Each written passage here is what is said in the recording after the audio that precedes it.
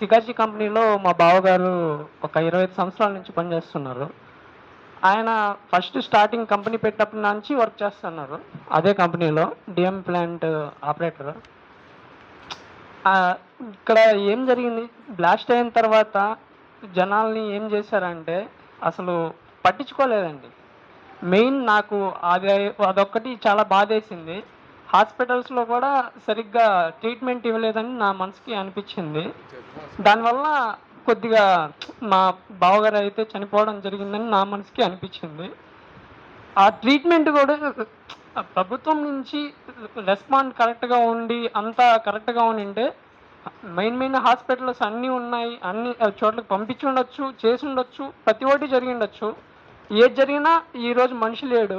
మనిషి లేనప్పుడు మాట్లాడుకునేది కూడా అది ధర్మం కాదేమో. ప్రభుత్వం నుంచి ఎటువంటి పరిస్థితుల్లో ఆహ్, న్యాయం జరిగేదానికి ప్రభుత్వం ఏమన్నా చెప్పిన మాటలని వాళ్ళు చేశారంటే దాని గురించి ఏమన్నా బావుంటుంది కానీ, ఇలా చేయడం కంపెనీ గురించి కంపెనీ వాళ్ళు కూడా చేసేది న్యాయం కాదు. అర్థం చేసుకొని ఏదన్నా చేశారంటే దేవుడు అందరిని చల్లగా చూడాలి. అందరూ బాగుంటారు. కర్మ అనేది ఎవరిని వదలదు. ఉండే మెయిన్ మ్యాటరు. ఎవరు ఏం చేస్తారో వాళ్ళకంత ప్రతిఫలం అనేది ఖచ్చితంగా జరుగుతుంది. పర్సన్ వెళ్ళిపోయినప్పుడు ఇవన్నీ మాట్లాడుకొని ఏం చేసినా దేవుడు ఏం చేస్తాడో నాకైతే ఐడియా లేదు. జరగాల్సింది జరుగుతుంది. మేము సపోర్ట్ ఇచ్చిన పెద్దలందరికీ నా ధన్యవాదాలు.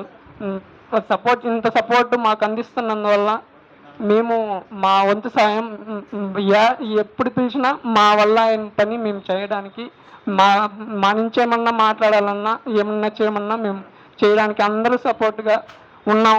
ఏం చేయాలన్నా మేము ముందొస్తాం. మీరు ముందుండి మమ్మల్ని నడిపించాడుగా అంటే మేము ఏ దానికైనా రెడీ. అట్లా చేసి వాళ్ళు చెప్పిన హామీలను వాళ్ళని చేసేలాగా చేయడానికి మన వంతు మనం సహాయం చేద్దాం, కృషి చేద్దాం. దానిపైన దేవుడు. ప్రతి ఒక్కరికి నేను చెప్పేది ఒకటే, మనం ఎక్కడి నుంచో వస్తాము పని చేసుకోవడానికి. మిడిల్ క్లాస్ ఫ్యామిలీస్ ఉంటాయి, అన్నీ ఉంటాయి. నా నా సజెషన్ ఏంలా అంటే మంచి కంపెనీ చూసుకోవాలి జాయిన్ అయ్యేటప్పుడు. ప్రభుత్వం నుంచి ఏమీ రాదు, కంపెనీ వాళ్ళు ఏమీ పట్టించుకోరు, ఏమీ ఉండవు.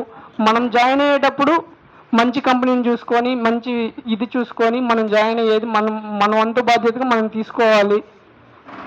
అదైతే మాత్రం ముఖ్యంగా చెప్పగలను నేను.